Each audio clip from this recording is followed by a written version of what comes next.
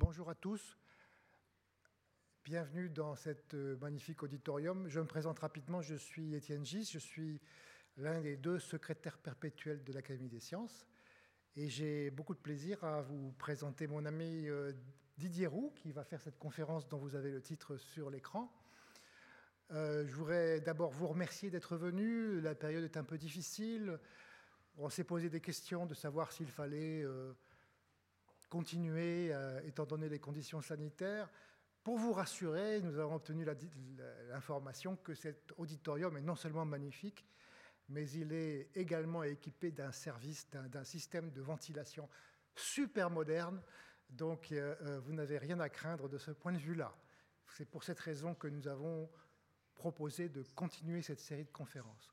Donc, cette série de conférences, vous le savez, fait partie de plusieurs cycles qui sont organisé par l'Institut de France, dont l'Académie des sciences n'est que l'une des 5 académies. Vous avez 8 leçons. Alors, à cause de la pandémie, nous avons été contraints d'annuler, de reporter plus précisément, l'une des conférences qui devait se passer en décembre. Et par voie de conséquence, vous avez beaucoup de chance puisque le 24 janvier, au lieu d'avoir une conférence, eh bien, vous en aurez 2. Christophe Cassou fera une conférence à 13h, la conférence qu'il aurait dû faire en décembre dernier. Et à la suite, vers 14h30, vous aurez une conférence de nature plus économique par Céline Guivarc. Donc, le 7 février, comme prévu, vous aurez une conférence, la dernière de cette série de 8, par Valérie Masson-Delmotte à 17h45, c'est-à-dire à l'heure habituelle. Pour terminer, je voudrais vous faire un peu de publicité, entre guillemets. Associé à ces 8 leçons sur le climat, il y a eu 8 tournages de petites vidéos assez courtes, de 15 minutes, qui sont en principe destinées à des enseignants, qui sont réalisés avec les conférenciers de notre série de conférences et avec des jeunes. C'est sous le format de conversation, débat. Vous verrez, c'est très animé, c'est, je crois, très intéressant. Et surtout, c'est utilisable en classe. Donc, les enseignants qui sont ici aujourd'hui, n'hésitez pas à utiliser ces vidéos dans les classes. Alors, jusqu'à présent, 4 de ces vidéos sont disponibles déjà sur le site de l'Académie des sciences. Et tu m'as dit quelle date, Pierre? Le 24 janvier? Le 24 janvier, vous aurez 4 autres vidéos qui seront mises à disposition sur le site de l'Académie. Et vous aurez donc la panoplie complète des 8 vidéos, chacune durant un quart d'heure, que vous pourrez utiliser dans vos classes. Voilà, il me reste à vous dire que sur le site de l'OCE, qui travaille en collaboration avec nous, vous verrez qu'il y a la possibilité de discuter sur un forum d'enseignants, autour de ces thèmes sur le climat, autour de ces conférences sur le climat. Et Pierre Léna, qui est ici, vient de me dire que ce chat, cette conversation entre enseignants marche très très bien, donc n'hésitez pas à vous y joindre pour participer à ces conversations et à ces partages de sciences et d'informations entre enseignants. Voilà, c'est tout ce que j'avais à dire. Je vais donc maintenant passer la parole à Didier, qui va nous parler pendant 1 heure, et je serai vigilant que tu ne dépasses pas ton temps, de transition climatique et d'énergie. Tu as la parole, Didier. Merci beaucoup, Étienne. Voilà, on a basculé sur la présentation. Alors d'abord, je voudrais dire que je suis très heureux d'être ici ce soir et que vous soyez finalement assez nombreux, malgré, comme l'a expliqué Étienne, les circonstances qui sont un peu compliquées, bien évidemment, pour tout le monde. Voilà. Alors ce soir, je vais essayer de vous parler à la fois de défis climatiques, mais aussi de transition énergétique, et faire passer quelques idées simples. Vous verrez, c'est pas très compliqué, mais malheureusement, ce sont des sujets, en particulier sur la partie énergétique, où on dit beaucoup de choses, et un peu n'importe quoi, pour ne pas dire beaucoup de bêtises autour de ça. Donc n'hésitez pas ensuite, on prendra du temps pour les questions, à poser des questions autour de ça, parce que je pense qu'il y a un certain nombre de points simples à garder en mémoire, et je vais essayer de les présenter. Alors je vais commencer par des choses que vous avez probablement vues, cette courbe qui est maintenant célèbre, qui présente ce qu'on appelle les scénarios du GIEC d'évolution de la température moyenne de la planète. Rouge, c'est si on fait rien, si on continue comme maintenant, et puis orange ou jaune et bleu, si on a des actions plus ou moins violentes pour diminuer les émissions de CO2 et espérer de ralentir cette augmentation de la planète.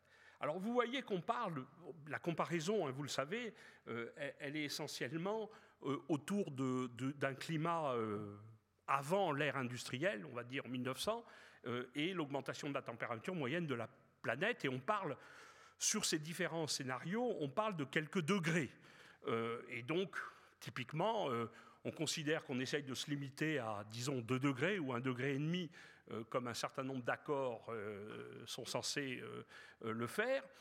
Et puis on voit que dans les scénarios, entre guillemets, relativement négatifs, on arrive à 4 degrés, 5 degrés au-dessus de cette température de départ à 1900, avant l'ère industrielle. Alors, évidemment, chacun de nous a l'expérience de variations de 5 degrés et bien plus dans sa vie de tous les jours, entre le jour et la nuit, entre l'hiver et l'été, d'un jour à l'autre, 4, 5, 6, 7 degrés, 10 degrés, on est habitué à ça. Et on pourrait se dire, et c'est là où les choses sont effectivement moins évidentes, que finalement, varier de 4 degrés la température moyenne de la planète, c'est pas grand-chose. Alors vous savez, parce que vous l'avez peut-être vu dans d'autres leçons, qu'on a moyen de voir ce qui se passe sur la planète quand il y a plus ou moins 4 degrés d'écart, en se référant au climat du passé. Vous avez eu un cours sur les climats du passé, et voici une carte de l'Europe qui correspond au climat d'aujourd'hui, donc une zone tempérée, en rouge les zones les plus chaudes, en jaune les zones les plus froides, et c'est l'Europe d'aujourd'hui telle que vous la connaissez. Vous voyez tout à fait au nord un peu de la calotte glaciaire quand vous arrivez au nord de la Suède ou de la Norvège, et puis le reste c'est un climat que vous connaissez qui est tempéré. Alors on est capable de reconstituer très précisément le climat d'il y a 20 000 ans. Alors pourquoi 20 000 ans ? Parce qu'il y a 20 000 ans, c'était une période glaciaire et on était à moins 5 degrés par rapport à la température moyenne d'aujourd'hui. Donc on a non pas le plus 5 degrés ou plus 4 degrés, mais on a le moins 5 degrés. Et comment était l'Europe il y a 20 000 ans ? C'est pas si longtemps, enfin pour nous c'est un peu long, mais enfin quand même 20 000 ans, l'homme existait déjà. Et voilà comment était l'Europe. Vous voyez que cette Europe, elle était recouverte en grande partie, tout le nord de l'Europe était sous une calotte glaciaire qui faisait, là où se trouve aujourd'hui, par exemple, la Suède, il y avait 2500 mètres d'épaisseur de glace. Vous voyez qu'on pouvait aller quasiment à pied de l'Europe continentale jusqu'à l'Angleterre, que la moitié, pour ne pas dire les 3/4 de l'Angleterre, était sous les glaces, et les Alpes, là où se trouvent les Alpes, occupaient une grande partie de la Suisse et du nord de l'Italie et une partie de la France. Donc vous voyez que 5 degrés d'écart en ce qui concerne le climat, ce n'est pas 5 degrés d'écart en ce qui concerne la météo. Je pense que vous avez bien compris aujourd'hui la différence entre ce qui relève de la météorologie et ce qui relève du climat. Et vous voyez que moins 5 degrés, ça donne un territoire au niveau de l'Europe complètement différent de celui que nous vivons aujourd'hui. Et c'est pour ça que si on extrapole dans l'autre sens, ce que font les climatologues, le plus 4 degrés, je ne vous mets pas de carte d'extrapolation, eh bien c'est une transformation profonde de nos climats et la façon dont nous vivons. Ce n'est pas juste une différence de température de 4 degrés. Bon, je commence par ça juste pour rappeler, je pense que vous l'avez déjà vu, que les 4 degrés en cause, ce n'est pas une petite chose, c'est une transformation dramatique de la façon dont nous vivons. Alors, mon point, c'est de parler d'énergie et du rapport avec le climat. Alors, vous savez tous, évidemment, que l'un des problèmes qu'il y a avec le climat, c'est que nous consommons, et depuis un peu plus d'une centaine d'années, en grande quantité des énergies fossiles, et que ces énergies fossiles, quand on les brûle pour faire de l'énergie, pour récupérer l'énergie, j'en dirai quelques mots, eh bien, émettent un gaz à effet de serre qui s'appelle le CO2, qui a comme conséquence, par des effets successifs d'amplification, de modifier le climat. Alors, ces énergies, vous avez l'habitude d'entendre qu'on les classe entre renouvelables et non renouvelables. Donc, je vais rappeler quelques petits éléments élémentaires sur ces énergies. Le renouvelable, eh bien, ce sont essentiellement des énergies qui, lorsque l'on les consomme, peuvent être remplacées dans des échelles de temps qui correspondent aux échelles de temps de la consommation. C'est assez simple. Hein, vous avez la biomasse, vous brûlez du bois, mais si vous plantez un arbre qui fait pousser du bois, globalement, vous considérez que si vous équilibrez en état stationnaire la quantité de bois sur la planète, eh bien, vous êtes dans un régime constant, vous consommez autant que vous créez, et donc vous êtes à l'équilibre, et donc c'est renouvelable. De même, le vent, bon, a priori, il n'y a pas de problème. Quand vous utilisez l'énergie du vent, il est renouvelable, il reviendra. Ce n'est pas parce que vous en prélevez un petit peu d'énergie sur le vent que le système va s'arrêter et le vent continuera, bien évidemment. L'hydraulique, c'est la pluie qui monte dans les barrages et qui redescend ensuite, dont vous récupérez l'énergie potentielle. À ce moment-là, pareil, les pluies retombent, l'eau s'évapore, les pluies retombent et on renouvelle et ainsi de suite. Le solaire ou les déchets sont considérés comme des énergies renouvelables parce que vous renouvelez le stock au fur et à mesure que vous le consommez. Et de ce point de vue-là, c'est assez différent, évidemment, des énergies non renouvelables. L'exemple évident, ce sont les énergies fossiles qui ont mis des centaines de milliers d'années, voire plusieurs centaines de milliers d'années à se constituer et que nous consommons en masse depuis environ 150 ans. Je ne fais pas d'extrapolation sur les stocks qui restent, peu importe, mais à l'échelle de centaines d'années, il est évident que nous aurons consommé sur la planète, si on continue, toutes les énergies fossiles, alors que ce soit 100, 200, 300 ou 400 ans, ça dépend si on parle du gaz, du pétrole ou du charbon, il est clair que si nous continuons à utiliser cette énergie absolument fantastique que nous donnent les énergies fossiles, eh bien, à quelques centaines d'années, on aura épuisé le stock qui s'est constitué dans des centaines de milliers d'années. Bon. Et puis le nucléaire, qu'on ne peut pas placer dans les énergies renouvelables, puisque vous utilisez un minerai, essentiellement le minerai d'uranium, et pour le moment, avec les technologies qu'on a, une petite fraction de quelques pourcents de ces minerais d'uranium, et que l'on consomme, et donc qui n'est pas renouvelable en tant que tel. Alors, bon, un point que j'aime bien noter, parce qu'il est important, c'est qu'à part le nucléaire, toutes ces énergies proviennent de façon directe ou indirecte du Soleil.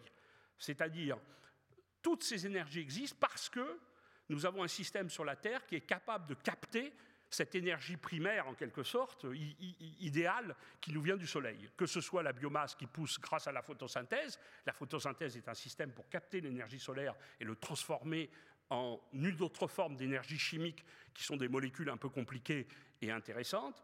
L'éolien, le vent, essentiellement au niveau de la Terre, le vent vient de différences de température qui sont liées à la météorologie et donc à des différences de température liées au soleil. L'hydraulique, bon, l'évaporation de l'eau qui retombe, c'est aussi le soleil qui provoque l'évaporation de l'eau et la pluie qui retombe et qu'on peut récupérer.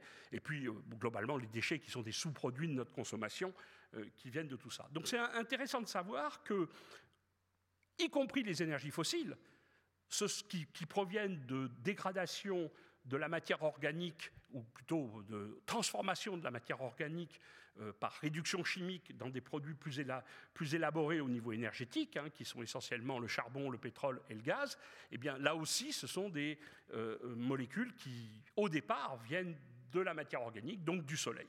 Donc toutes les énergies que nous utilisons, sauf le nucléaire, viennent en fait du soleil, donc c'est notre source pratiquement unique, en tout cas importante, d'énergie. Alors, ne cherchez pas à comprendre cette slide, elle n'est pas là pour être regardée en détail, elle est juste là pour vous montrer quelque chose qui est très important, c'est qu'en fait, l'homme ne crée pas d'énergie. Nous ne fabriquons pas de l'énergie. Tout ce que nous faisons, c'est de transformer des énergies qui existent et de les transformer d'une manière utilisable et utilisée par l'homme. Donc, ce que fait l'homme, ce n'est pas de fabriquer de l'énergie d'une façon ou d'une autre, c'est de transformer de l'énergie qui est préexistante d'une façon ou d'une autre et de la mettre au service de notre société, de nos industries et de nos besoins. Et donc, l'énergie, en fait, est gratuite au départ. Le pétrole, il est dans le sol, Le vent, il est lié à des déplacements d'air. Le soleil, voilà, tout ça est gratuit. Ce qui n'est pas gratuit, c'est comment on accède à cette énergie, la propriété d'accéder à l'énergie, qu'on peut appeler une rente d'un point de vue économique, ou alors le coût de la mise en œuvre de cette énergie. Mais à la base, l'énergie, c'est un élément qui existe autour de nous et dont on se sert au fur et à mesure de nos besoins. Alors, qu'est-ce que c'est que la rente ? La rente, c'est par exemple celui qui possède un terrain sur lequel il fait pousser de la biomasse. C'est celui qui possède un terrain sur lequel on va capter avec des capteurs photovoltaïques l'énergie solaire. Ça, c'est une rente, c'est-à-dire que vous avez une propriété et vous faites payer éventuellement le droit d'accès à cette propriété. Et puis la mise en œuvre, c'est comment vous transformez cette énergie primaire que vous récupérez, que ce soit par exemple du charbon ou d'une biomasse, comment vous allez le transformer en quelque chose d'utilisable. Par exemple, pour une éolienne, le vent, très bien, mais le vent, il faut le capter, cette énergie du vent, vous le captez avec un rotor, une hélice qui se met à tourner sous l'effet du vent, qui fait tourner un rotor et qui produit de l'électricité.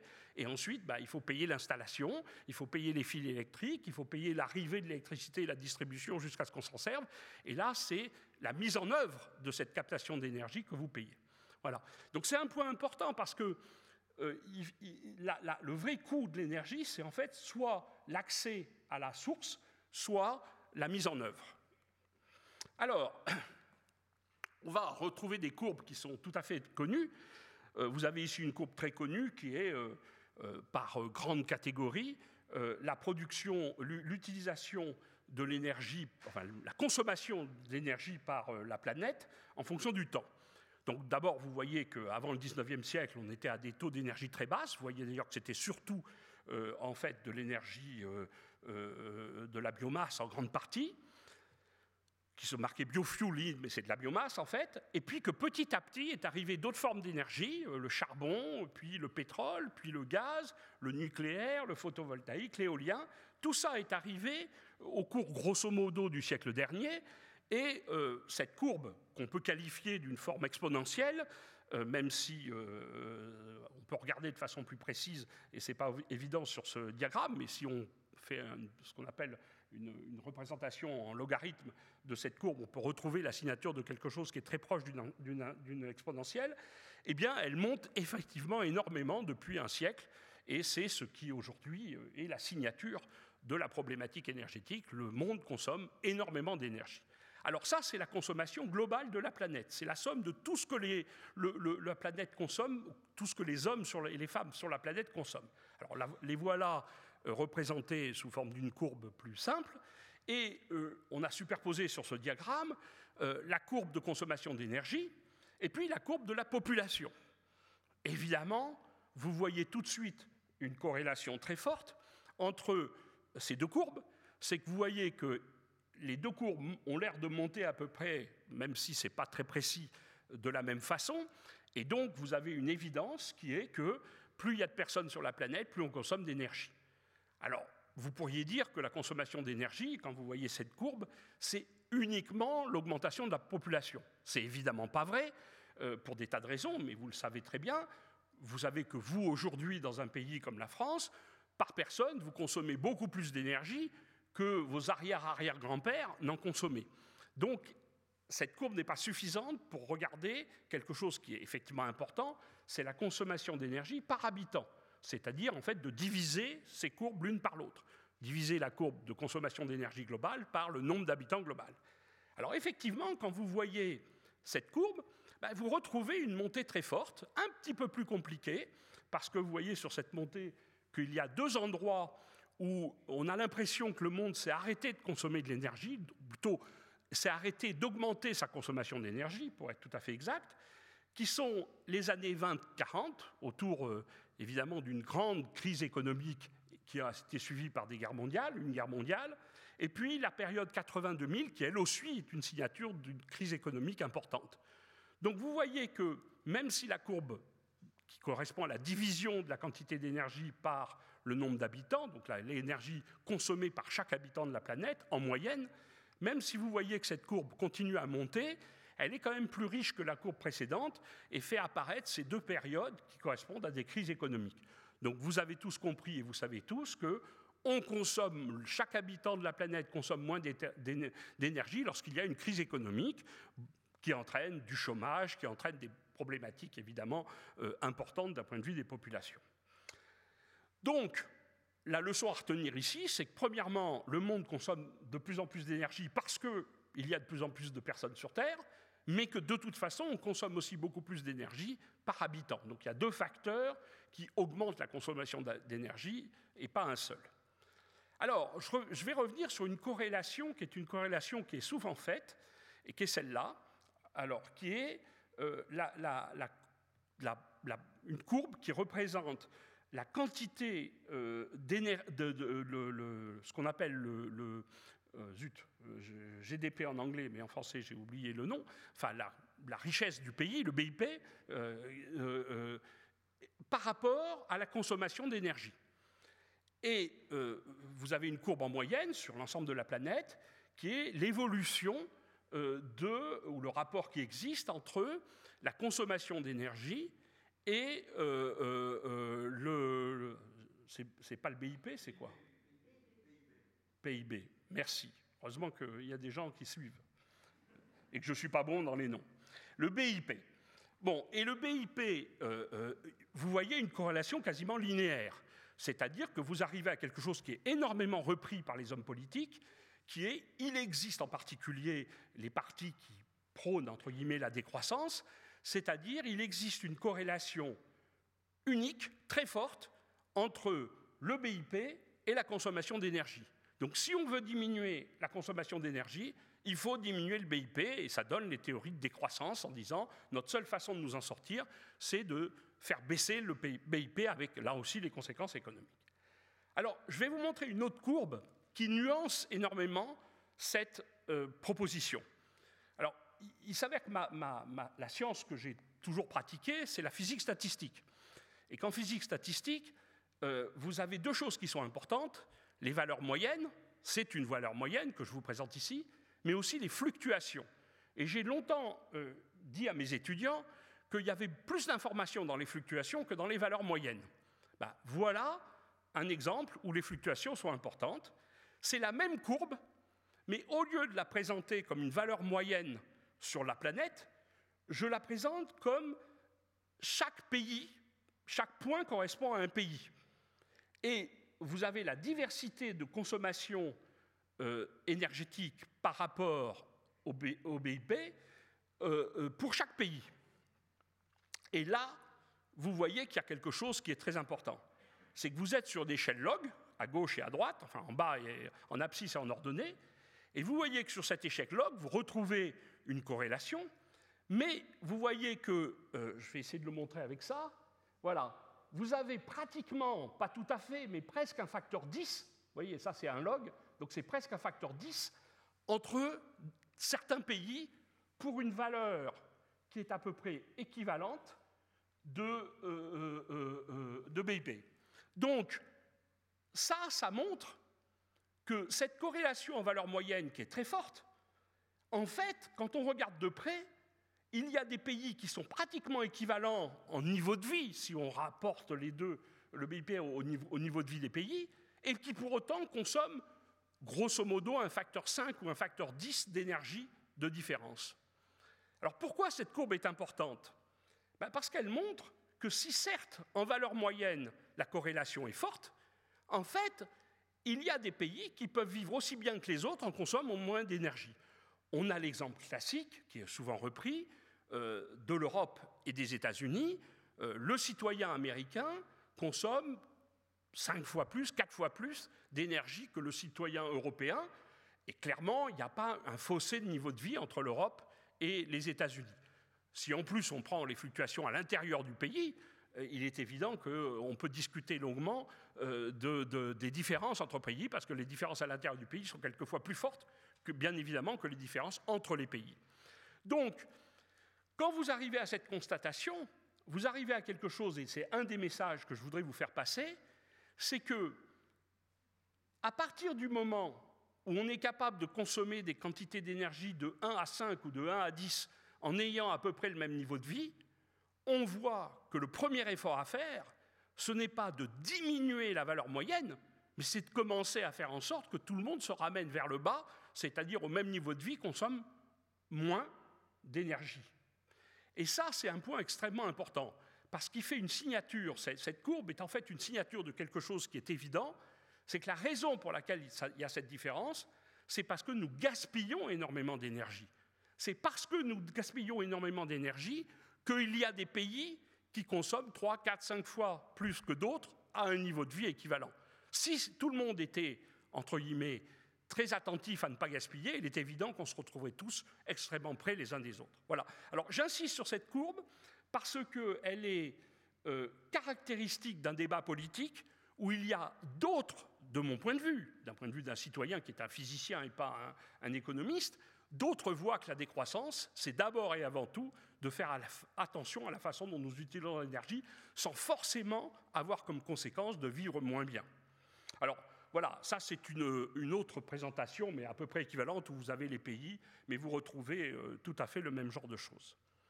Alors, les écarts pour les empreintes carbone, j'ai parlé d'énergie, et puis au début j'ai parlé un peu de climat. Il y a le lien entre la consommation des énergies fossiles et l'évolution du climat. Bon, vous avez évidemment les mêmes différences entre les émissions de CO2 par habitant dans les pays et les différents pays dont on parle. Alors, le deuxième message que je voudrais vous faire passer, c'est un message qui est lié à un discours politique qui, moi, me choque, mais je ne suis pas le seul, qui est de dire ce que disent un certain nombre d'hommes politiques, il n'y a qu'à Faucon. Autrement dit, puisqu'il faut arrêter les énergies fossiles, on a toutes les solutions, et dans 10 ans, ou dans 15 ans, ou dans 20 ans, ne vous inquiétez pas, il y a des solutions pour arrêter la consommation d'énergie fossile. Alors, je voulais juste vous montrer par cette courbe l'évolution temporelle de consommation de différents carburants, on va le dire comme ça, et vous avez une flèche, la flèche en noir qui ensuite est retransmise dans les couleurs qui correspondent aux différentes énergies, qui correspond à une période de 60 ans. Et vous voyez que l'évolution de la mise en place d'une énergie nouvelle, jusqu'à ce qu'on atteigne un plateau, eh bien, elle se passe sur des échelles de temps qui sont des dizaines d'années, pour ne pas dire plutôt 40, 50 ou 60 ans, plutôt que 10 ou 15 ans. Il faut comprendre que l'utilisation énergétique, ou ce qu'on appelle le mix énergétique, c'est-à-dire la façon dont un pays utilise l'énergie, il faut comprendre qu'une transformation, soit par l'arrivée d'une nouvelle énergie, soit par l'arrêt d'énergie qu'on ne veut plus utiliser, les périodes de temps qu'il faut, le temps caractéristique qu'il faut pour passer d'une énergie à l'autre, se compte en plusieurs dizaines d'années et pas en 5 ou 10 ans. Et donc, quand vous entendez des hommes politiques ou des journalistes ou n'importe qui, ou des scientifiques, parce qu'il y en a aussi, il n'y a pas de raison, les scientifiques disent aussi des bêtises, qui vous disent, dans 10 ou 15 ans, vous inquiétez pas, on aura tout, je prends un exemple, on aura un pays qui sera zéro émission de carbone, eh bien, il faut garder en tête que ces transformations peuvent se faire, et doivent se faire, mais il ne faut pas rêver, ça ne se fait pas en 10 ou 15 ans. Voilà, donc il faut garder en tête ces temps caractéristiques. Je prends juste par exemple l'exemple de la production électrique en France. Vous savez que des décisions qui datent des années 60 a été de faire monter en puissance le nucléaire pour produire l'énergie électrique en France, pour des raisons d'indépendance énergétique. C'était une décision politique qui a été faite par le président de la République de l'époque et les hommes d'État en responsabilité à l'époque. Et grosso modo, jusqu'à ce qu'on arrive à un plateau de production, il s'est écoulé environ une trentaine d'années. C'est-à-dire qu'on a commencé à bénéficier, entre guillemets, ou à utiliser pleinement l'énergie nucléaire pour produire l'électricité en France à partir des années 80-90, même si la décision avait été prise dans les années 60.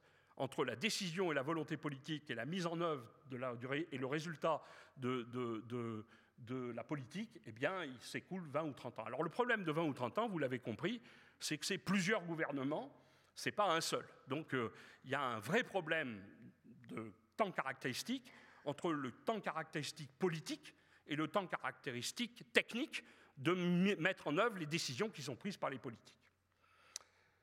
Bon, je vais passer là-dessus parce que finalement, c'est peut-être pas si important que ça, la différence entre énergie primaire et énergie finale, parce que ça change complètement certaines visions des choses. Sachez simplement que l'énergie primaire, en fait, c'est la source primaire d'énergie, essentiellement pour les énergies fossiles, le gaz, le pétrole et le charbon, et l'énergie de consommation, essentiellement pour l'électricité.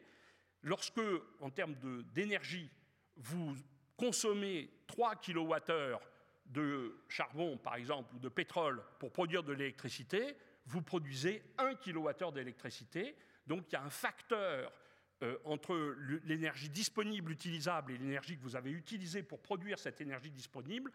Et malheureusement, c'est quelque chose de très fondamental dans le cas que je présente, c'est-à-dire les énergies fossiles, puisque vous utilisez la chaleur dégagée par l'énergie fossile pour produire de l'électricité, vous avez entre guillemets le rendement global de l'installation, et le rendement global de l'installation, elle est liée à quelque chose de compliqué qui s'appelle la thermodynamique, et les gens qui essayent de lutter contre la thermodynamique, ça se passe en général très très mal, c'est toujours la thermodynamique qui gagne.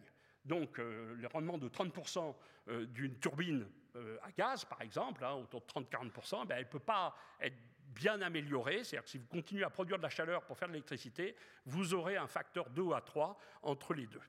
Voilà. Alors, bon, ça c'est une présentation. Alors, qu'est-ce qu'on apprend de tout ça, finalement?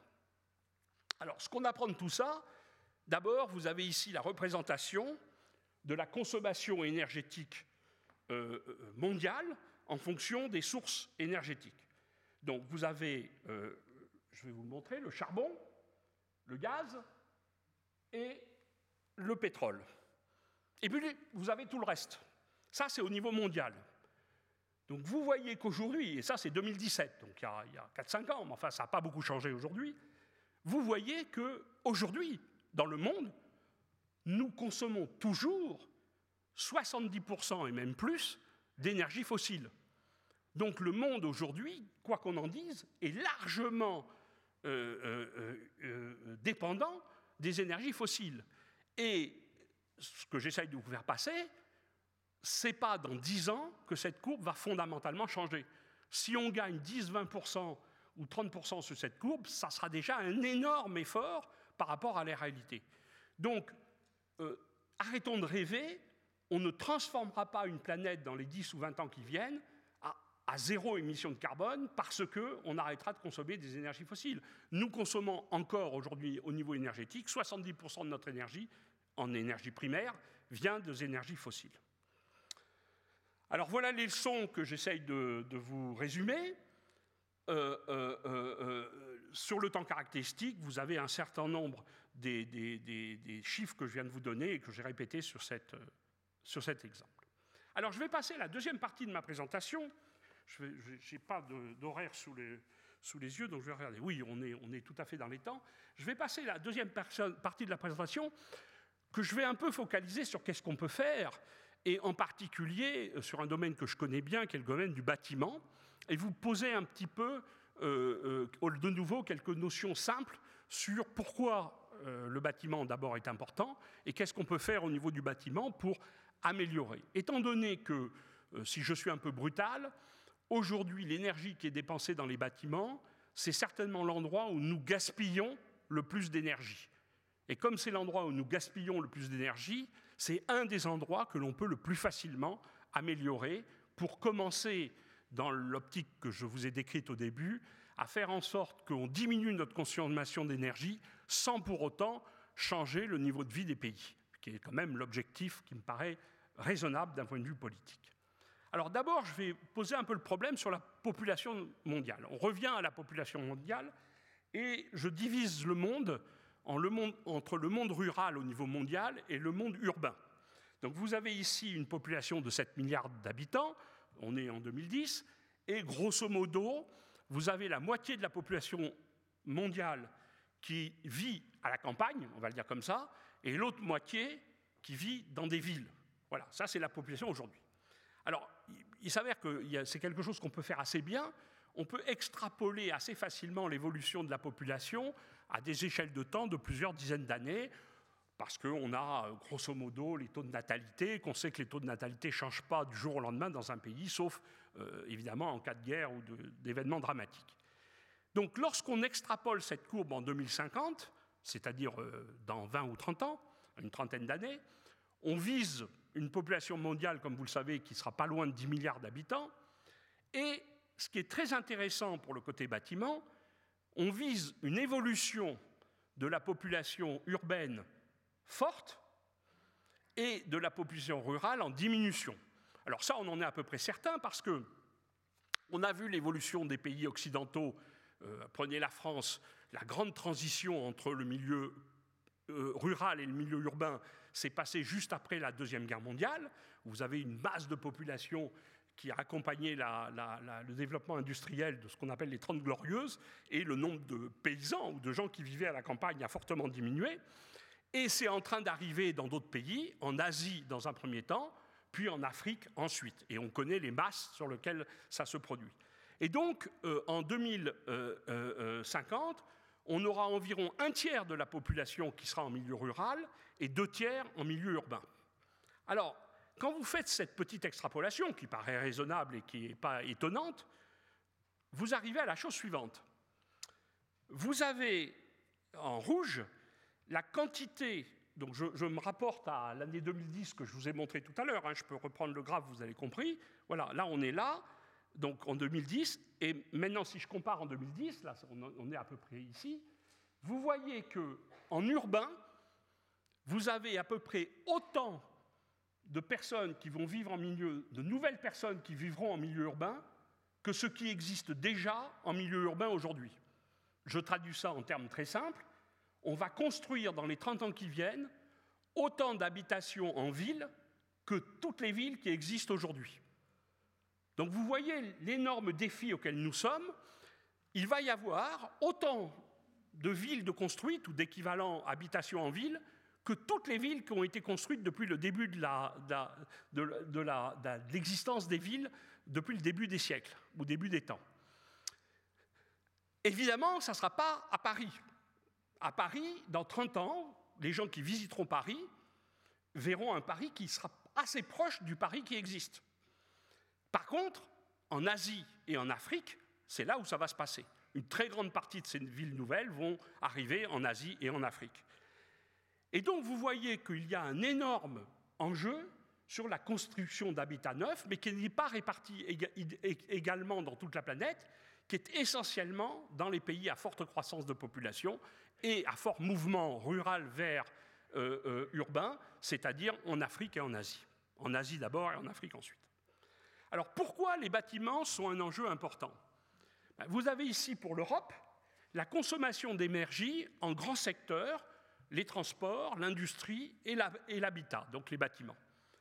Et vous voyez que pour l'Europe, vous avez près de la moitié, un peu moins, 42% pour l'Europe, de la consommation énergétique qui est liée à chauffer ou à refroidir les bâtiments dans lesquels nous sommes. Près de la moitié de l'énergie que nous dépensons, il est simplement lié au fait que nous pouvons vivre dans des conditions de confort raisonnables en hiver et en été par dépenses énergétiques pour chauffer ou refroidir nos bâtiments. C'est pareil aux États-Unis, c'est pareil à peu près dans tous les pays occidentaux. Comparé au transport, qui correspond grosso modo à 26% de l'énergie, ou à l'industrie, qui correspond grosso modo à 32% de l'énergie, vous voyez que la responsabilité du monde du bâtiment, c'est de loin l'endroit majoritaire de consommation énergétique. Et je ne parle que pour chauffer ou refroidir. Je ne parle pas, évidemment, des usines qui sont dans l'industrie et qui utilisent de l'énergie pour fabriquer des objets.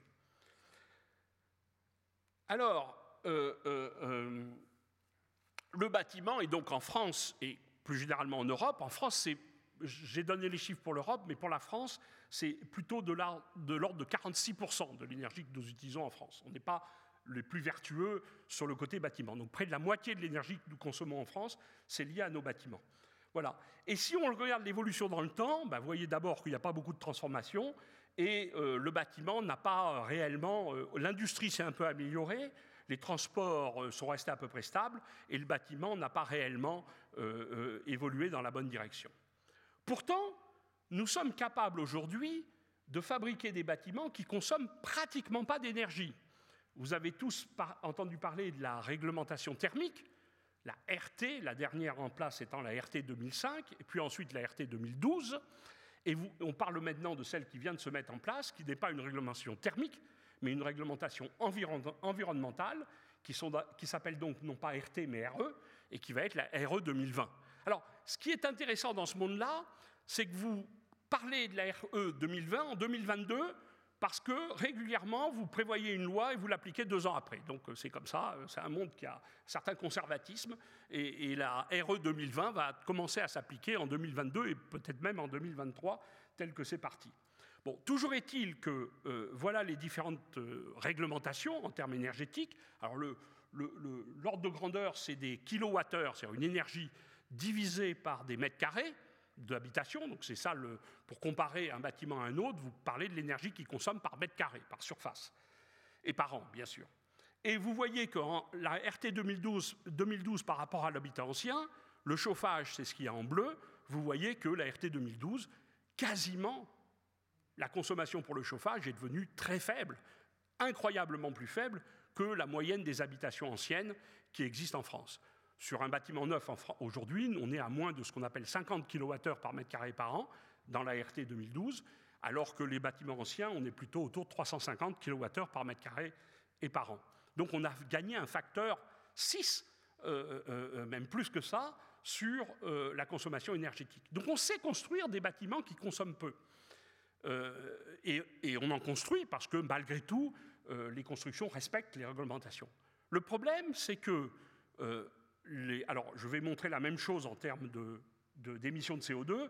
Vous avez ce qu'on appelle le diagnostic de performance énergétique. Donc, vous l'avez tous, puisque normalement, c'est obligatoire chaque fois que vous voulez soit louer, soit vendre un appartement ou une maison. Et vous avez la classe en A, B, C, D, E, F, G. Et vous voyez que la très grande majorité des bâtiments anciens sont entre C et G, 96%, et que vous n'avez qu'un nombre infime de bâtiments qui sont dans la catégorie A et B, dont les bâtiments neufs, qui doivent être dans la catégorie A par définition. Ils sont forcément dans le bâtiment. Le problème, c'est qu'évidemment, les bâtiments neufs ne correspondent qu'à une toute petite partie du parc des bâtiments, de l'ordre du %, et encore, ce n'est pas du 1% de renouvellement, c'est très souvent d'1% de bâtiments neufs. Autrement dit, les bâtiments anciens continuent d'exister. Vous prenez une ville comme Paris, il est très clair que la moyenne d'âge des bâtiments est de plus d'1 siècle, et que ça restera comme ça pendant très longtemps. Alors, juste pour vous montrer pourquoi ce que j'appelle le gaspillage, vous avez ici un graphe qui est celui que je vous ai montré tout à l'heure, c'est-à-dire la consommation par tranche dans l'habitat, dans les transports et dans l'industrie, la consommation énergétique. Et là, vous faites un tout petit exercice qui est très simple à faire. Vous imaginez que l'ensemble des bâtiments en Europe, puisque ce sont les chiffres européens, correspondent à la RT 2005, même pas la RT 2012, même pas la dernière, celle d'avant la RT 2012, la 2005. Donc une réglementation thermique qui a de 17 ans. Eh bien, si tous les bâtiments qui existent étaient à cette réglementation thermique, on économiserait l'équivalent de cette flèche noire en énergie. Autrement dit, on économiserait quasiment 1/3 de l'énergie que nous consommons, c'est-à-dire autant d'énergie que nous dépensons dans les transports ou dans l'industrie. C'est juste pour vous montrer le réservoir qui existe d'économie d'énergie parce que nous avons des bâtiments qui perdent énormément d'énergie.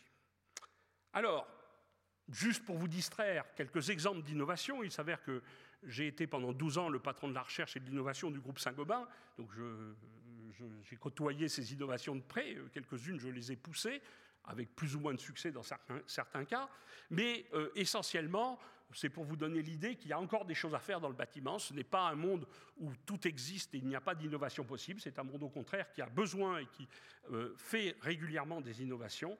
Alors évidemment, la première des innovations importantes, c'est d'isoler les bâtiments pour ne pas avoir cette perte énergétique liée au chauffage. Dans des pays comme la France, c'est surtout de l'énergie liée au chauffage que nous dépensons, même si dans certains cas c'est lié au refroidissement en été de certaines structures, en particulier les immeubles. Eh bien, il faut isoler les bâtiments. Il existe des tas de solutions. La solution la plus simple et celle qui est largement utilisée, c'est de prendre de l'air immobile. L'air immobile est un très bon isolant qui ne coûte pas trop cher. Alors comment on fabrique... Alors pourquoi immobile? Parce que s'il n'était pas immobile, l'air, il bouge, et quand il bouge, il transporte la chaleur d'un endroit à l'autre. Donc pour éviter que l'air ne transporte la chaleur d'un endroit à l'autre, il faut l'empêcher de bouger. Et comment vous empêchez l'air de bouger? Vous le mettez dans un matériau poreux, très léger, qui empêche cet air de circuler facilement. Et donc, l'isolant de base, c'est un matériau poreux qui contient beaucoup d'air, et cet air est quasiment immobile à l'intérieur du matériau. On est là sur des matériaux que vous connaissez tous, de la laine de bois, de la laine de verre, de la laine de roche, ou des matériaux plastiques comme polystyrène expansé, etc., qui permettent de faire des isolants. Pour autant, ce sont des isolants qui ne sont pas adaptés, et pas adaptés de façon efficace, à la rénovation des appartements en ville. Vous prenez une ville comme Paris, il y a très, très, très peu dans l'habitat ancien d'isolation correcte. La raison, elle est très simple, c'est que vous avez des immeubles haussmanniens, si je prends l'immeuble haussmannien de base, et vous n'allez pas mettre à l'extérieur un isolant parce que vous avez des façades qui datent du 19e siècle et qui sont à préserver, et à l'intérieur, si vous mettez un isolant qui doit faire entre 20 et 30 cm d'épaisseur, vous allez perdre des mètres carrés. Dans un endroit comme Paris où le mètre carré est à un prix extrêmement important, le coût, non pas de l'isolation, mais de la perte de surface accessible de votre immeuble, vous empêche et vous retient d'isoler. Alors là, il existe des solutions.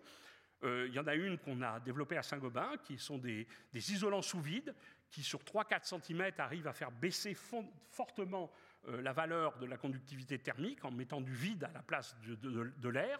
Ce sont des matériaux qui sont beaucoup plus chers que les matériaux dont j'ai parlé précédemment, mais qui sont quand même accessibles et qui permettent de faire des rénovations sans empiéter de façon trop importante sur la surface. Voilà, juste pour vous montrer une courbe où vous trouvez les valeurs de conductivité thermique de matériaux isolants sous vide par rapport aux matériaux classiques d'isolation dont je vous ai parlé. Voilà, un autre exemple, qui est un produit qui a aussi été développé par Saint-Gobain, qui est du verre électrochrome. C'est un verre qui change de teinte avec de l'électricité, et ce changement de teinte avec l'électricité permet de... Alors là, c'est plutôt pour les bâtiments qui reçoivent trop de soleil et qu'il faut refroidir, des immeubles ou dans des endroits qui sont chauds, empêcher le soleil de rentrer et éviter de refroidir, entre guillemets, trop, avec de l'énergie, les bâtiments. Et donc, c'est des verres qui changent de teinte continuellement. Voilà, donc c'est quelques exemples. Alors, juste, je ne vais pas faire de science, mais il faut savoir qu'un verre électrochrome, c'est une pile. En fait, c'est une pile que vous chargez et déchargez. Vous avez une pile à l'intérieur, en fait, vous avez des couches à l'intérieur de ce verre, et ces couches, ça forme une pile, et puis selon qu'elle est chargée ou déchargée, quand elle est chargée, elle est transparente, quand elle est déchargée, elle est bleue, et donc vous passez de l'un à l'autre en chargeant et déchargeant votre pile, exactement comme vous le faites avec votre batterie à l'intérieur.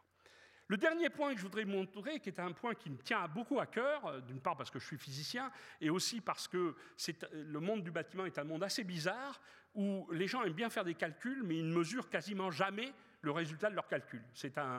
Bon, après on peut expliquer pourquoi, mais fondamentalement, vous avez des calculs qui sont faits dans le cadre d'un bâtiment nouveau. Alors vous allez faire le calcul évidemment de structure, vous allez faire le calcul énergétique, vous allez faire le calcul du sonore, tout ça obéit à des normes. Mais une fois que votre habitation est finie, personne ne mesure rien. Donc vous avez un monde de théoriciens, assez sophistiqué d'ailleurs, qui fait des calculs assez bien, et puis un monde pratique qui finalement ne fait jamais la correspondance entre la théorie et l'expérience, ce qui pour un expérimentateur que je suis, qui aime bien la théorie, est un peu choquant. Alors, on a beaucoup poussé à Saint-Gobain l'histoire des mesures, alors je ne vais pas rentrer là-dedans, mais on pense que c'est très important de faire des mesures, en particulier des mesures thermiques sur les bâtiments, et on a mis au point une méthode qui est assez simple, qui permet de mesurer l'efficacité thermique d'un bâtiment en quelques heures, pour ne pas dire maintenant en 1 heure ou 2, avec une méthode assez simple, qui est en fait une méthode qui est utilisée en physique dans des tas de domaines, qui s'appelle les méthodes de perturbation, qui consiste à donner un coup de chauffe et à regarder comment le signal évolue, couper la chauffe et laisser évoluer le signal dans l'autre sens, et avec les deux, vous pouvez reconstituer l'efficacité énergétique d'un bâtiment de façon assez simple et de façon un peu surprenante, ça marche assez bien. Vous avez ici 2 courbes, alors vous voyez que ça monte à peu près de la même façon, c'est le même bâtiment avant et après isolation, mais vous voyez que quand il est isolé, ça descend beaucoup moins vite, alors que quand il n'est pas isolé, ça descend beaucoup plus vite, et avec ça, vous en tirez les valeurs quantitatives qu'il vous faut. Donc c'est important de mesurer les choses, bien évidemment. Alors, on va maintenant conclure, et puis je serai prêt à répondre à vos questions, puis je vais conclure un peu sous la forme de bonnes et de mauvaises nouvelles. Alors, les bonnes nouvelles, c'est que l'intensité énergétique depuis 1990 par rapport au PIB diminue. Donc globalement, quand même, malgré tout, et vous voyez que ce n'est pas des petits chiffres, près de 30%, on fait des efforts, on utilise moins d'énergie par habitant depuis une vingtaine ou une trentaine d'années. Toujours dans les bonnes nouvelles, les émissions de CO2 diminuent aussi. Et donc, par habitant, corrigé des variations climatiques, donc là encore, on voit que le monde fait des progrès. Les mauvaises nouvelles, c'est que la part des énergies renouvelables, alors là c'est pour la France, hein, la part des énergies renouvelables que l'on situait en France comme étant la courbe en pointillé bleu qui devait atteindre l'objectif de 23% en 2020, vous voyez que même s'il y a eu un sursaut en pourcentage, j'y reviendrai, l'année dernière, est resté largement en dessous des objectifs qu'on s'est fixés. Et là, je vais un peu conclure là-dessus. Tout le monde prend des engagements, nous avons des objectifs qui sont, si ce n'est ambitieux, au moins raisonnables, mais l'un des gros problèmes, c'est qu'on ne suit pas ces objectifs, on est décalé par rapport à ces objectifs, et en quelque sorte, on ne fait rien pour compenser le décalage vis-à-vis des objectifs. Alors, la question que je pose, c'est est-ce que ces objectifs sont réalistes? Je donne par exemple la stratégie française qu'on appelle la stratégie nationale bas carbone. Vous voyez qu'en 2050, c'est-à-dire dans 30 ans, un peu moins de 30 ans maintenant, on est à ce qu'on appelle une émission quasiment nulle, c'est-à-dire que l'on compense très peu d'émissions de CO2 par des puits de carbone qui font que globalement on est à peu près neutre. Vous voyez où on en est. Il y a un travail fantastique à faire pour y arriver, que vous avez compris, je juge aujourd'hui un peu irréaliste compte tenu des trajectoires que nous prenons. Alors j'en veux pour preuve, sur les trajectoires que nous prenons, quelque chose qui est un document officiel sur le site du ministère de la Transition écologique solidaire, qui est présenté comme ça sur cette stratégie bas carbone. Alors qu'est-ce que vous avez? Vous avez les quantités d'émissions de CO2 que nous avons en France, que nous faisons en France, dans le passé, depuis 2018. Bon, les chiffres, après, je vous ai rajouté les chiffres qui ne sont pas définitifs, mais qui sont prévus pour 2019 et 2020. Et vous avez le législateur qui a voté 2 lois qui fixent la trajectoire qu'il faut suivre pour atteindre l'objectif qu'on s'est fixé en 2050.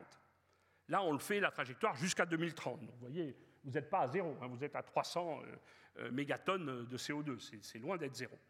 Mais il faut suivre cette trajectoire pour éventuellement, en 2050, arriver là où on veut. Vous avez une première loi qui a été votée en 2015 qui fixe la trajectoire en vert de ce qu'il faudrait faire. Et vous voyez clairement que la trajectoire verte par rapport à la réalité en 2016, 2017 et 2018, c'est le moins qu'on puisse dire, c'est que c'est décalé. C'est-à-dire qu'on n'a quasiment rien fait alors qu'on devait diminuer chaque année régulièrement. Alors ce qu'a fait le législateur, c'est qu'en 2018, il a pris en compte qu'on n'avait pas fait grand-chose, il a revoté une loi pour faire une nouvelle trajectoire.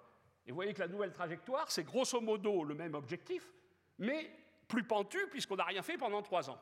Alors, j'aime bien cette courbe parce qu'elle illustre, et je le fais de façon un peu ironique, mais c'est beaucoup plus grave que ça, la difficulté qu'il y a entre le discours et la réalité. Le législateur vote quelque chose qu'on ne fait pas, 3 ans après, il revote quelque chose de nouveau qui correspond aux mêmes objectifs, mais qu'on ne fera pas plus. Alors, j'ai mis quand même les chiffres pour 2019 et 2020, les chiffres que j'ai trouvés, parce qu'ils ne sont pas officiels. Alors, ils sont plutôt bons. Et en fait, de façon surprenante, le chiffre de 2019, là, 2020, il est excellent. Il y a une baisse dramatique des émissions de CO2. Mais vous avez tous compris que c'est lié à la crise de Covid sanitaire que nous avons vécue et que ce gain typique pour la France en 2020 risque de ne pas être durable. Les années 2021, 2022, 2023 nous le diront. Mais je crains que même si ça paraît optimiste, ce ne soit qu'un élément transitoire qui montre que d'ailleurs, quand on effectivement diminue l'activité économique, on diminue effectivement les émissions de CO2. Mais comme vous le voyez, il ne faut pas que ça se traduise par des drames économiques ou sociaux. Voilà, je crois que j'ai fini. Je vous remercie énormément de votre attention et je suis prêt à répondre à vos questions. Pour ceux qui veulent poser une question, vous avez un micro attaché à votre siège, un bouton pour appuyer sur le micro, et normalement les micros marchent, on a vérifié, vous pouvez poser des questions de votre place. Merci beaucoup, et je suis prêt à prendre des questions.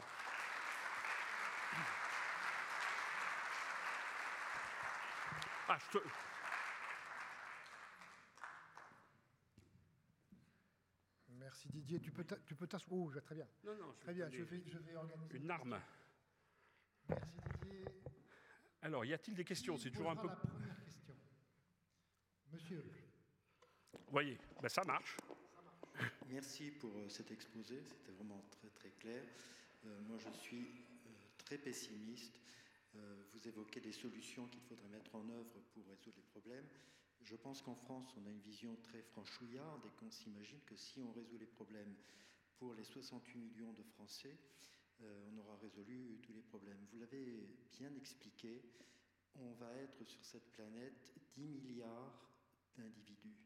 Donc, je crains que les solutions qui sont mises en avant soient sur du long terme, alors que la population est en train d'exploser et que la consommation d'énergie va elle aussi exploser. Alors je voudrais préciser que j'avais déjà fait une intervention lors d'une conférence précédente et qu'il y avait un jeune homme qui m'avait répondu que la solution réside dans le fait que les pays riches devraient commencer par montrer le bon exemple. Je pense que c'est tout à fait vrai, mais je voudrais illustrer ma façon de voir. Je pense qu'actuellement, les pays riches sont à un niveau de consommation d'énergie, on va dire, de 100. Les pays pauvres, les pays en voie de développement, sont à un niveau de 20. Si nous sommes vertueux, nous, pays occidentaux, nous pouvons descendre de 100, on peut envisager, disons, à 50, voire même 40. Mais de quel droit on interdirait aux pays pauvres, eux, de progresser et de monter à 40 ou à 50. Et là est le problème, c'est-à-dire que 10 milliards d'individus qui vont, pourquoi pas, vouloir voyager comme nous voyageons, avoir des mètres carrés à notre disposition pour vivre, pourquoi on leur interdirait? Et le problème, c'est que cette évolution va être très consommatrice d'énergie et que même si on met les bouchées doubles pour avoir des énergies renouvelables, le temps est trop court. Bien, alors vous posez évidemment une question extrêmement importante et à la fois en fait, il y a plusieurs questions dans votre question qui sont liées fortement à des positions politiques. Alors, j'essaye de revenir sur un des messages que j'ai fait passer, non pas de façon à vous contredire, pas du tout, mais de façon à donner une lueur d'espoir dans ce que vous dites. Vous faites le lien entre consommation, émission de CO2 et quelque part bonheur des populations, ou niveau de vie des populations, qui est un des points que j'ai essayé de démonter. Non pas parce qu'il n'y en a pas, il y a une corrélation entre les deux, mais comme je l'ai expliqué, c'est une corrélation en valeur moyenne. Donc la question, c'est de savoir, est-ce qu'effectivement les pays pauvres pourraient arriver à 40, peut-être, mais pas le dépasser, tout en vivant aussi bien que les pays riches? C'est ça l'enjeu. C'est est-ce qu'il y a des choix technologiques ou des choix de société et d'organisation pour que, tout en ne consommant pas autant que les pays riches, ils vivent aussi bien ou même mieux. Alors, je vais vous donner un exemple très simple qui est un peu sous-tendu par ce que j'ai présenté. Je vous ai expliqué que dans les pays occidentaux, la grande part de notre consommation énergétique était liée aux bâtiments et que dans les bâtiments, c'était surtout des bâtiments anciens. Bon, ça c'est clair, c'est admis, tous les pays s'en sont rendus compte. Et puis vous avez les pays neufs. Les pays, la Chine, certes, mais aussi toute l'Asie. L'Indonésie est un pays en pleine expansion. Et puis après, l'Afrique. Si ces pays-là construisent des bâtiments qui sont neufs et bien isolés, et où ils consomment effectivement moins d'énergie, leur consommation globale pour le même confort sera bien moindre que les pays occidentaux s'ils ne font rien pour rénover leurs bâtiments. Alors, je ne dis pas que c'est en claquant des doigts, c'est ce qu'il faut faire. Mais vous voyez qu'il y a des pistes où vous n'êtes pas obligé de faire la concession de vivre moins bien parce que vous économisez l'énergie. Et on revient à cette histoire de fluctuation, c'est-à-dire que je suis personnellement convaincu, maintenant ce n'est pas facile à mettre en œuvre, qu'avant d'effectivement de faire une contrainte sur le niveau de vie des gens ou le PIB, peu importe, des pays, vous devez faire une contrainte sur l'économie d'énergie de chaque pays, et c'est possible pour les pays jeunes comme pour les pays vieux. Et c'est même, je dirais, plus facile dans certains cas pour les pays jeunes que pour les pays vieux, en prenant l'exemple du bâtiment. La Chine a des normes, alors elles ne sont pas toutes respectées, mais la Chine a des normes sur la construction neuve qui sont à peu près à l'équivalente à l'Europe, et si elles sont appliquées, dans 20 ans ou 30 ans, la Chine aura un pays où par habitant, elle consommera beaucoup, beaucoup moins d'énergie dans l'habitat que les pays occidentaux s'ils ne font rien. Voilà. Alors, je reste modeste sur la force de ma réponse, hein. Je ne suis pas complètement optimiste pour autant, mais je pense qu'il faut sortir de ce débat où le CO2 veut dire, augmenter le CO2 veut dire augmenter le niveau de vie. Il y a des tas de solutions parce qu'on gaspille beaucoup d'énergie. Il faut partir de ce principe-là. Donc, mais enfin, merci de votre question. Merci pour cette réponse partielle à une question bien difficile quand même. Oui, modeste. Et puis bon, à un moment ou à un autre, toutes ces questions ont une réponse de nature politique. Bien sûr, à la fin, ça passe par des décisions politiques, ça, on en est tous conscients. Question suivante, Monsieur Rouge. Non, pardon. Alors. Nous ne sommes pas en débat politique. Non, je voulais dire que par rapport à monsieur, je félicite par cet entretien qui est clair. Vous avez parlé de ce qui est passif, la laine de verre, mais vous n'avez pas parlé de ce qui est actif. Et je pense qu'il y a des progrès actuels qui sont très importants en matière de production énergétique. Et donc les pompes à chaleur, etc., nous permettent de faire des kilowattheures ou de produire des kilowattheures qui s'écartent de la consommation fossile avec un coefficient de 3, même 3,5.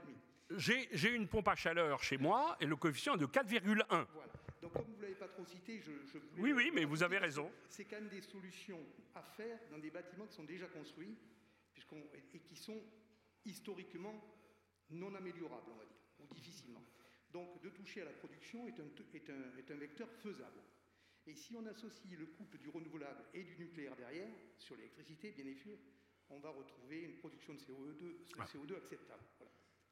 Et puis, pour revenir à l'équilibre des pays, les pays qui sont en voie de développement sont en moins de degrés jour. C'est-à-dire qu'en fait, ils consommeront moins en chauffage. En plus, qu'ils seront neufs et donc mieux construits. Alors, vous avez évidemment tout à fait raison. La raison pour laquelle j'ai parlé essentiellement du passif, c'est lié à ma carrière d'industriel à Saint-Gobain. Mais je vais vous donner une petite anecdote qui va vous montrer que, malgré tout, on n'est pas sectaire. À cette époque, on se posait cette question donc il y a maintenant une dizaine d'années, quinzaine d'années. On se posait cette question avec nos amis de Schneider Electric, qui étaient très impliqués sur contrôler de façon active les bâtiments sur le même secteur en disant on va pouvoir faire des économies d'énergie, exactement ce que vous avez décrit. Et on a fait des études ensemble sur quand est-ce que le passif et l'actif sont différents, l'un est mieux que l'autre, et quand est-ce qu'ensemble, on peut faire mieux. Et je ne vais pas vous donner les résultats, mais c'est très proche de ce que vous avez dit. Il y a des cas où le passif est plus intéressant que l'actif, effectivement, en particulier dans les immeubles de bureaux. C'est un des cas où lorsqu'il n'y a personne, vous pouvez baisser automatiquement la température, etc. Enfin bon, tout un tas de choses. Et vous avez raison. Je n'ai cité qu'un petit exemple de ce qui peut être fait, mais on peut faire autre chose, et bien mieux, y compris en pilotant les bâtiments. Tout à fait. Et les pompes à chaleur sont évidemment un exemple de source d'énergie tout à fait efficace. Je rappelais que je suis moi-même équipé d'une pompe à chaleur efficace. Je crois qu'il y avait une question là-bas, monsieur. Je me penche vers le micro. Merci aussi de cet exposé très clair qui porte un petit peu d'optimisme basé sur le volontarisme. Et alors, je voulais vous demander si vous avez eu l'occasion de regarder de près, à la lumière de ces propositions, notamment sur le bâtiment que vous faites, le rapport de l'AIE qui a été publié en juin dernier, je crois, sur la commande de la présidence de la COP26, et qui essaye de lister tous les moyens de respecter l'objectif 1.5. Voilà.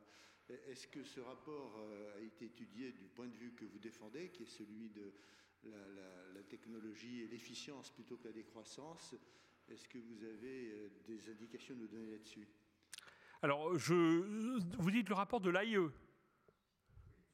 L'AIE, qui en anglais se dit peut-être IEA. Bon, je ne suis pas sûr d'avoir connaissance de ce rapport directement, mais alors d'abord, j'ai donné quelques éléments technologiques, mais vous avez compris que derrière ces éléments technologiques, il y a quand même avant tout de faire attention à la façon dont nous consommons l'énergie.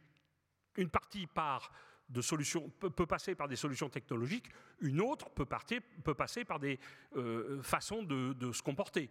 Je prends juste un exemple typique que nous connaissons tous. Dans les transports, quand vous voyez cet amoncellement de camions qui transportent des marchandises d'un coin de l'Europe à l'autre coin de l'Europe, non pas seulement pour livrer des clients qui sont intéressés par avoir ces marchandises, mais quelquefois pour transformer les produits. Vous avez tous en tête les cochons bretons qui vont dans des abattoirs en Allemagne et qui reviennent ensuite sous forme de côtelettes en France. Mais des exemples comme ça, il y en a plein. J'habite Bordeaux, hein, dans le Périgord. Vous avez sur les noix, pareil, les noix vont se faire casser, enfin on note la coquille des noix en Roumanie, je crois, pour faire revenir ensuite en France pour les vendre. Bon.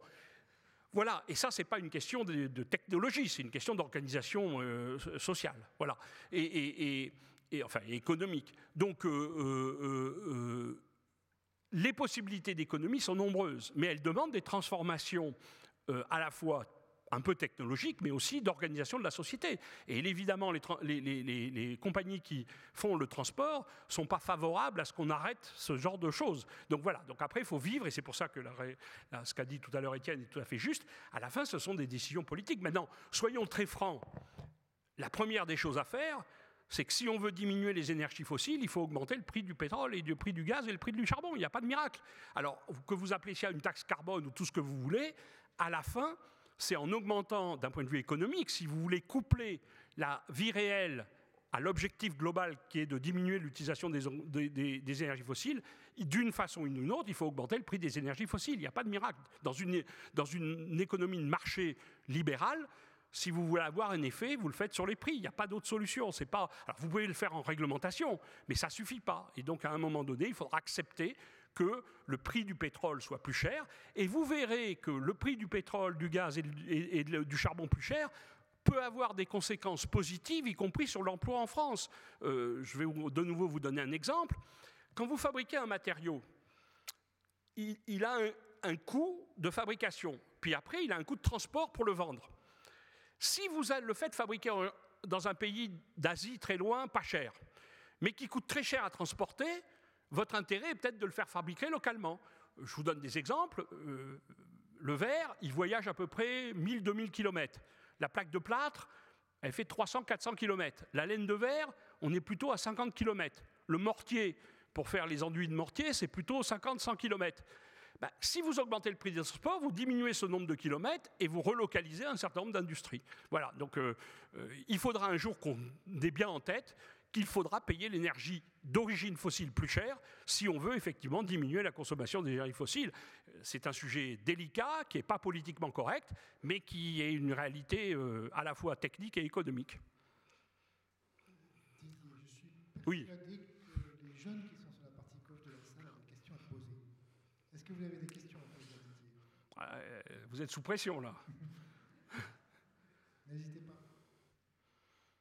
C'est vous que ça concerne en priorité, ces choses. Non, pas de questions du coup. Vous pouvez vous exprimer aussi si ça vous fait peur ou si vous êtes... Vous voyez que tout ce débat-là... Ah oui, pardon. Oui. Il y a des jeunes aussi devant. On vous écoute. Alors. Oui. Mais vous venez pas jeune, c'est lui qui est jeune. Non, parlez bien devant le micro. Oui, je pense à l'habitat ancien, par exemple, Oui, à mais Paris. monsieur, on prendra votre question après. Pour l'instant, j'aimerais... Il y a quelqu'un au premier rang, là, au deuxième rang qui parle. Voilà, et on prendra votre question. Alors, j'ai vu qu'en Chine, un laboratoire avait réussi à atteindre la température du Soleil, expérimentalement. Pensez-vous que cette avancée est-elle exploitable, mais surtout est-elle préférable aux moyens que nous connaissons aujourd'hui ? Qu'on a réussi à obtenir expérimentalement la température du Soleil. Température interne ou externe ? Alors, bon, le Soleil, en gros, à l'extérieur, c'est 6000 degrés, à l'intérieur, c'est des millions de degrés. Donc, effectivement, entre l'intérieur et l'extérieur, il y a une petite différence. Mais, l'idée, c'est que en fait, je pense que vous faites allusion, enfin, en tout cas, c'est un enjeu à la fusion nucléaire, puisque le Soleil, comme vous le saviez, est une centrale nucléaire à fusion. Hein.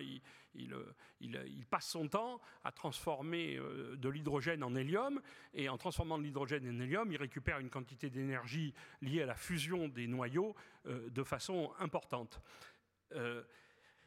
Et il y a évidemment des programmes de fusion, d'utilisation de la fusion nucléaire comme source d'énergie.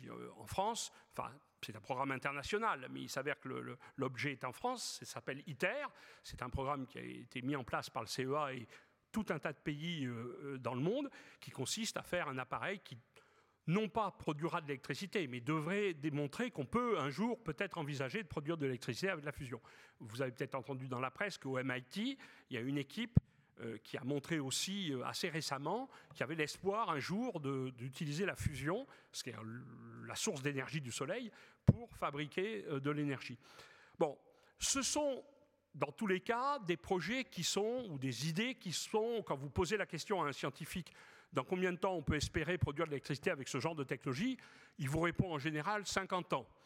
Et quand un scientifique vous dit que les applications arriveront dans 50 ans, je traduis ça, ça veut dire qu'il ne sait pas. Voilà. Donc peut-être, il y a des tas de raisons que ça puisse se passer comme ça, mais aujourd'hui on ne sait pas. C'est-à-dire qu'on ne sait pas si un jour on pourra utiliser la fusion. Ce qui ne veut pas dire qu'il ne faut pas faire de recherche et d'essayer de voir si c'est possible. Voilà. Donc je pense que vous faites allusion à ça, et je ne connais pas l'équipe chinoise auquel vous faites allusion. Je ne suis pas du tout surpris que les Chinois eux aussi travaillent sur ce genre de sujet, et des avancées récentes, puisque comme vous le savez, ils sont en train au niveau technologique et scientifique de faire des progrès immenses et d'être parmi les meilleurs acteurs mondiaux sur des tas de sujets. Alors, monsieur, sur les bâtiments... Alors, comment faire pour améliorer les bâtiments anciens, par exemple à Paris? Vous avez parlé d'isolation, mais il n'y a pas également de changer, disons, la source d'énergie, au lieu d'utiliser du gaz, avoir des radiateurs électriques ou des... Alors la réponse, on a eu ce petit débat avec monsieur qui est juste derrière vous, il y a plusieurs techniques, il n'y en a pas qu'une. Isoler les bâtiments quand on peut faire, et ce que j'ai essayé de montrer, c'est qu'il faut trouver des solutions qui sont compatibles avec une isolation par l'intérieur de bâtiments anciens dont vous ne pouvez pas toucher à l'extérieur, par exemple. Mais évidemment, on peut aussi changer la source de la chaleur, et dans certains pays comme la France, où la source d'électricité est décarbonée, effectivement, le passage à l'électricité est une façon de diminuer les émissions de CO2 sans forcément avoir à diminuer l'énergie. Encore que l'utilisation des pompes à chaleur permet de faire les deux, c'est-à-dire de diminuer l'énergie finale consommée tout en utilisant l'électricité, puisque essentiellement les pompes à chaleur sont des objets qui fonctionnent à l'électricité. En fait, ce sont des compresseurs, hein, donc c'est un système électrique, et qui permet de faire diminuer assez fortement le coefficient dont on parlait tout à l'heure. C'est le rapport entre l'énergie qu'il faut amener à l'appareil et l'énergie que vous donne l'appareil. Donc un COP, ça s'appelle un COP, un coefficient opérationnel, ce COP, quand il est de 3, ça veut dire qu'avec 1 kWh d'électricité, vous faites 3 kWh de chaleur.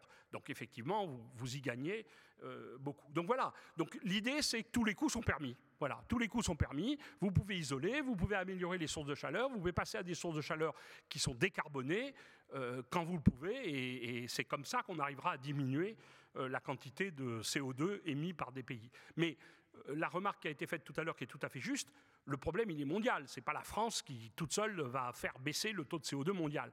Donc tout le monde doit s'y mettre, et les solutions ne sont pas les mêmes selon les pays. Donc il faut adapter les solutions. Vous voyez, l'exemple typique, une voiture électrique en France émet effectivement moins de CO2 qu'une voiture thermique. En Allemagne, ce n'est pas vrai, c'est l'inverse. Parce que la source d'électricité en Allemagne est une source qui est fortement carbonée. Une question tout au fond à droite.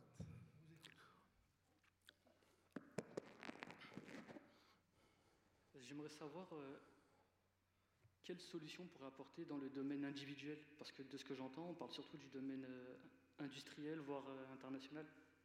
Peut-être un message à faire passer à des jeunes comme moi, par exemple. Oui, la question est intéressante, c'est la question de savoir, tu as décrit des solutions, des pistes de solutions qu'on peut faut mettre en place au niveau gouvernemental, au niveau global. Et ce qu'il demande, c'est qu'est-ce que je peux faire moi? Alors, je ne vais pas vous donner... bon, bien sûr, tout le monde doit faire quelque chose. Et donc, on est tous responsables. Le problème global, ce qui est le problème politique qu'il y a derrière, c'est comment vous pouvez aligner des objectifs individuels à des objectifs collectifs, qui est un problème général de toute organisation sociale. Vous avez un objectif collectif qui est de faire baisser les émissions de CO2 de la planète. Il faut le faire pays par pays, région par région, individu par individu. Il faut faire baisser les émissions de CO2. Et puis, vous avez les objectifs collectifs. Alors, bien sûr que d'un point de vue social, vous pouvez adhérer politiquement à l'objectif collectif et donc être vertueux, c'est-à-dire... Toute analogie avec le vaccin. C'est... Oui, toute analogie avec le vaccin est absolument sans propos, sans rapport avec ce qu'on vient de dire. Mais le fond, c'est qu'il faut qu'il y ait un couplage entre les objectifs individuels et les objectifs collectifs. Alors, moi, je ne suis pas sûr que le couplage, c'est de rendre chaque citoyen responsable et de lui dire tu fais mal, voilà ce qu'il faut faire pour faire mieux. Donc, je n'ai pas tellement envie de vous donner des recettes pour comment faire mieux. Par contre, ce que je sais, c'est que si les énergies fossiles sont plus chères, vous allez faire des choix d'un point de vue économique qui iront dans le bon sens. Donc je reviens à la seule chose que je trouve raisonnable pour coupler l'économie réelle à la réalité des objectifs collectifs, c'est augmenter le prix des énergies fossiles.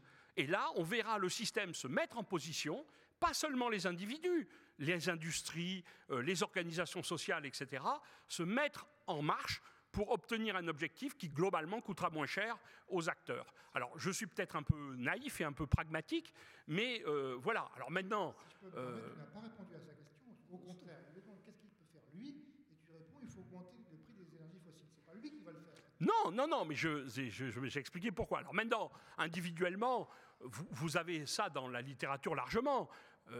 Arrêtez de prendre l'avion, évitez acheter une voiture électrique en France, évitez alors, je ne suis pas le trop partisan, isolez votre maison, votre habitat si vous pouvez le faire, utilisez des technologies de type pompe à chaleur comme source d'énergie. Il y a plein de solutions. Il y a plein de solutions où vous pouvez apporter votre contribution.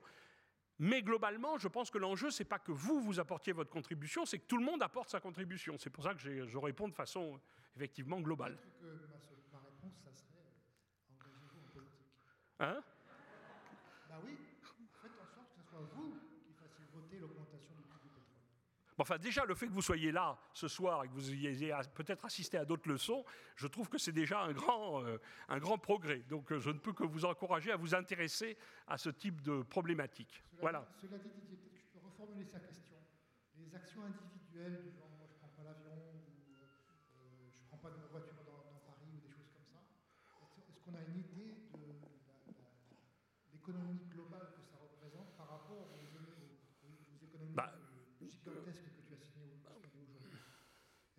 Les actions des citoyens individuels sont-elles je pense que je n'ai pas fait l'évaluation même, mais c'est totalement, on peut tout à fait le calculer, mais on reprend les grandes masses. 46% de l'énergie en France est dépensée dans le chauffage et le refroidissement des bâtiments. 24% dans les transports, 30% ou 32% dans l'industrie. Bien, dans les transports, si tous les citoyens font très attention, on va passer de 24% à 15 ou 16%. Voilà. Donc, il faut quand même commencer par s'attaquer aux grosses masses, c'est-à-dire là où on consomme le plus d'énergie. C'est pour ça que je reviens sur les bâtiments. Les bâtiments ont une responsabilité très importante dans les dépenses énergétiques des pays développés. Mais dans les pays pas développés, ils vont l'avoir. C'est simplement que pour le moment, ils ne bénéficient pas du confort que nous avons. Une question tout au fond. Vous avez la lumière rouge, là. Oui, bonjour. Vous parlez du coup comme solution d'augmenter les prix des énergies fossiles, mais moi ce que j'ai retenu de l'augmentation des énergies fossiles, c'était les gilets jaunes, une grosse crise sociale. Est-ce que c'est vraiment la solution, ou en tout cas, je pense que je comprends le bénéfice que pourrait avoir l'augmentation des énergies fossiles. Mais je pense qu'il faudrait également apporter un avantage individuel, ou en tout cas montrer aux citoyens l'avantage individuel qu'ils pourraient y trouver, parce que si on leur augmente le prix des énergies fossiles, donc ceux qu'ils utilisent actuellement, eh bien ça va faire une révolte sociale comme les Gilets jaunes, et je ne pense pas que ce soit la solution, en tout cas à l'immédiat. Alors, donc vous avez raison, et vous voyez que la solution n'est pas simple. Bon, enfin, si vous me permettez un jugement politique, je pense que le gouvernement qui a proposé non pas une taxe carbone, et ça a été une catastrophe de l'appeler une taxe carbone, mais l'augmentation de la TIPP, qui était la réalité de ce qu'il faisait, a été d'une extrême maladresse. D'abord parce que l'augmentation de la TIPP, c'est-à-dire la taxe sur l'essence, n'est absolument pas une taxe carbone, et que la notion même de taxe carbone développée par les économistes est très différente. C'est une taxe de redistribution, c'est-à-dire que vous faites payer plus cher les émetteurs de CO2 pour pouvoir améliorer et diminuer la quantité de CO2 par une redistribution de cet argent à ceux qui en ont besoin ou qui diminuent leur consommation de CO2. Donc, je veux juste commencer par dire qu'en France, et juste en France, cette notion d'avoir couplé l'augmentation de la TIPP du pétrole et appeler ça une taxe carbone s'est révélé catastrophique d'un point de vue politique, on l'a vu, mais tout simplement d'un point de vue pédagogique, c'est aussi une catastrophe. Donc, attention, l'augmentation de la taxe sur l'essence n'est pas une taxe carbone. La taxe carbone, c'est autre chose. On taxe les émissions de carbone et on les redistribue sur l'ensemble des besoins. Alors oui, bien sûr, vous avez raison. Il faut absolument aider le système à se transformer. C'est d'ailleurs pour ça qu'une taxe carbone bien faite, c'est de l'argent qui sert à aider à la transformation. Et je suis désolé, il y a des pays qui l'ont fait, la Suède étant le modèle des pays qui l'ont fait, où le prix du carbone, la tonne de carbone est maintenant à plus de 100 €, et l'industrie suédoise ne s'est pas écroulée, le niveau de vie des Suédois ne s'est pas écroulé, donc on sait que c'est faisable. Mais évidemment, la présentation politique et la façon dont vous l'appliquez est importante. Alors maintenant, l'autre catastrophe que je trouve, parce que c'est un sujet que je connais bien dans le monde du bâtiment et qui a un parallèle, c'est de confondre deux objectifs qui sont différents dans le même propos. Ce dont vous discutez, c'est un objectif qui sont liés aux inégalités sociales. Et coupler les inégalités sociales avec les émissions de CO2, c'est la meilleure façon de ne rien faire. Il faut séparer les problèmes. On a dans les pays occidentaux aujourd'hui un problème d'inégalité sociale, on a un problème d'émissions de CO2, ce sont deux problèmes séparés, et il ne faut pas évidemment les coupler et faire porter les émissions de CO2 sur un système qui va aggraver les inégalités sociales. Donc c'est bien un problème politique que de le régler. Voilà. Donc je veux dire que nous sommes dans un pays riche, nous avons la chance d'habiter dans un pays développé, on ne me fera pas croire que des mesures qui vont dans le bon sens, c'est-à-dire diminuer la consommation des énergies fossiles, vont amener à une catastrophe économique dans le pays si c'est bien fait. Je n'y crois pas. Par contre, si c'est mal fait, oui, on peut faire des choses catastrophiques. Ça va être intéressant. Donc je propose la dernière question, peut-être, ou une ou deux. Une dernière, peut-être, parce que il faut le dire. Oui, merci, monsieur. Merci beaucoup pour la présentation. Je comprends donc la réduction, le fort besoin de réduction de carbone, de notre consommation en carbone. Et quand j'explique à des personnes certaines actions que je mets en place, moi, par rapport à mon envie de baisser mon impact carbone, les gens ont tendance à confondre et parlent de pollution ou alors de réduction des déchets, de bouteilles plastiques ou autres. Et j'aimerais savoir comment je peux leur répondre et s'il y a un lien ou pas. Et par exemple, vous parliez de la Suède, j'étais la semaine dernière en Suède, et j'ai vu dans les immeubles des tris des déchets qui étaient vraiment faits en masse comme ça, et on pouvait apporter ces légumes, enfin les épluchures et tout ce qui est recyclable, et le mettre directement dans une trappe, et il y avait un broyeur. Et donc je me demande, est-ce que ça c'est un lien, ça peut nous aider à réduire notre impact carbone, et est-ce que ce serait possible d'implanter en France? Oui. Vous avez été en Suède en vélo ou en avion? Malheureusement, c'est plus de 12 heures en N'écoutez pas le secrétaire perpétuel. N'écoutez pas le secrétaire perpétuel. C'est mon seul voyage de l'année et je circule en vélo habituellement. Vous êtes pardonné. Bon. Non. Alors, là où vous... Si vous voulez, le point que vous soulevez, c'est lié à une problématique qui est plus large que le problème du climat et de l'émission CO2.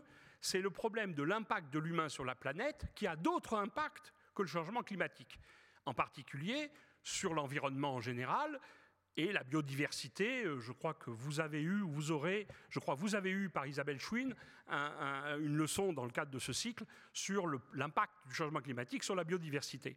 Ce que je veux dire, c'est que le climat n'est qu'un des exemples de la pression qu'exerce l'homme sur la planète, qui est quand même, on l'a vu tout à l'heure, liée à une augmentation forte de la population, qui fait que aujourd'hui, les conséquences de l'activité de l'homme, ce n'est pas que le changement climatique. C'est aussi les ressources de matières premières, c'est aussi la pollution ou la destruction de certains environnements qui diminuent la biodiversité, etc. etc.